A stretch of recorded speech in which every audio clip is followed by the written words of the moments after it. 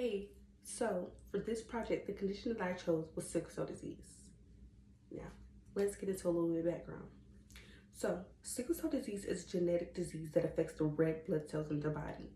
Blood cells are usually flexible, round-shaped structures that allow for them to move through the blood vessels easily to deliver blood to the rest of your body.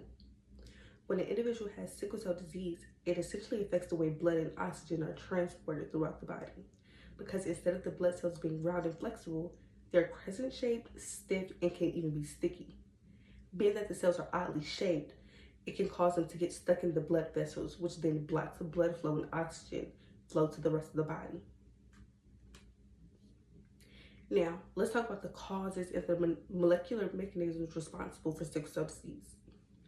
Sickle cell is a disease that is inherited from two parents that are carriers of the disease. So they may have the disease in their blood, but they don't show symptoms of the disease. So remember, it comes from both parents that are carriers. So the individual inherits two mutated HBB genes from both parents. Now, the HBB gene is responsible for coding the beta globin protein, which is a very important component of the hemoglobin. Because of the mutation in the HBB gene, it causes for the hemoglobin to be irregular in people with the disease. So instead of them producing hemoglobin A, they produce hemoglobin S. Now, this isn't really the initial problem. Issues begin to arise when those hemoglobin S begin to stick together, because this is what causes the sickle shape. And we've talked about this. The sickle shape is what blocks up, the sickle shape is what causes obstruction. So the hemoglobin S doesn't always stick together. This just occurs when oxygen levels in the blood drop low. So oxygen levels in the blood dropping low is what triggers everything to happen. When the oxygen levels in the blood drops low, it causes the hemoglobin X to stick together. When the hemoglobin S begins to stick together, they're sticky, they're sickle shaped. When they're sticking together, no blood is able to go through, so that causes an obstruction. So the problem arises when oxygen levels drop. This is a trigger. Remember that. Let's continue. So now let's talk about the signs and symptoms of the disease. Sickle cell can cause a few different complications, such as pain crisis. This is one of the most common symptoms of sickle cell. It causes the individual to be in severe pain due to the lack of oxygen throughout the body, causing tissue damage, and the body then perceives that it's pain.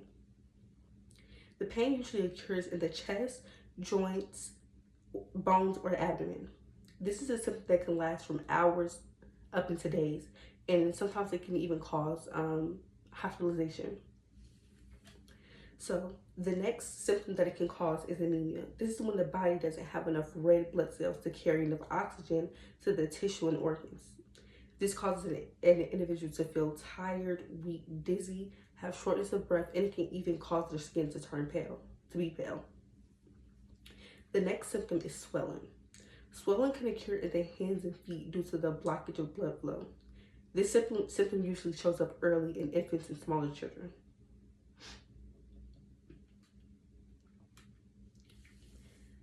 Then another symptom that can cause is infection. Sickle cell can raise an individual's chances when catching certain infections because it damages the spleen, and the spleen is what helps the body fight off infection.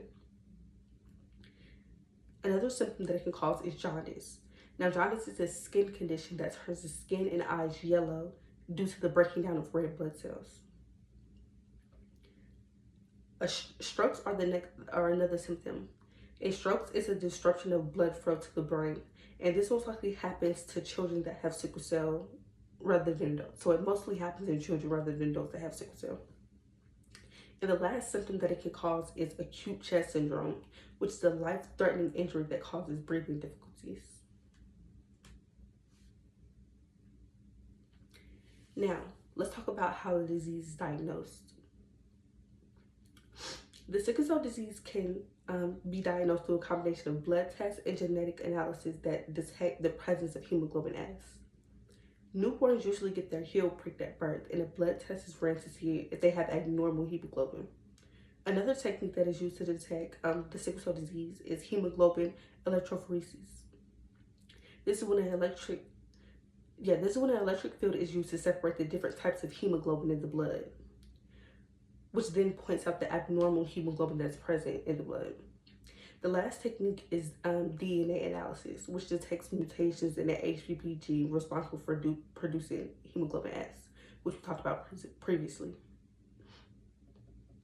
Now, let's get into the treatment. So, since sickle cell is a genetic blood disease, so the chances of curing it completely are rather low, but it can be managed, and this is because the red blood cells are constantly being replaced throughout the year, typically every 120 days. However, even though red blood cells are being regularly produced, the genetic formula for hemoglobin stays the same. This is because the mutation in the HBP gene is present in the individual's DNA, and it passes on to each of the new blood cells during cell production. So what this basically means is, even though we're constantly producing new red blood cells, we're already coded for, like, the code doesn't change. So even though it's new red blood cells, it's still that mutation. The mutation is still present. So the DNA stays the same, everything stays the same. It's just producing more of the mutated red blood cells. So yes, it's new blood cells, but it still has that mutation because of your DNA. So how can it be treated? How can sickle cell be treated? The first way, and the most common way that sickle cell can be treated, is through blood transfusion. This is when blood components from a person with healthy blood cells and normal hemoglobin is inserted into a person that may have the sickle cell disease. Getting regular transfusions can prevent strokes and reduce the symptoms of anemia, and this is because the individual will have a higher count of healthy red blood cells. Another way that sickle cell can be treated and managed is by medication. Individuals with sickle cell can take different types of medication that can either prevent the cells from sticking together and blocking blood vessels, produce more fetal hemoglobin, which is hemoglobin that doesn't sickle, and reducing oxidative stress in the red blood cells. So the references that I used to gather my information was, first I used some notes that I took in class. I used some of those notes, and then I used this journal entry called Sickle Cell Disease, a Review, and lastly I used a web article called Sickle Cell Diagnostic and Treatments. And that's the end. Thank you.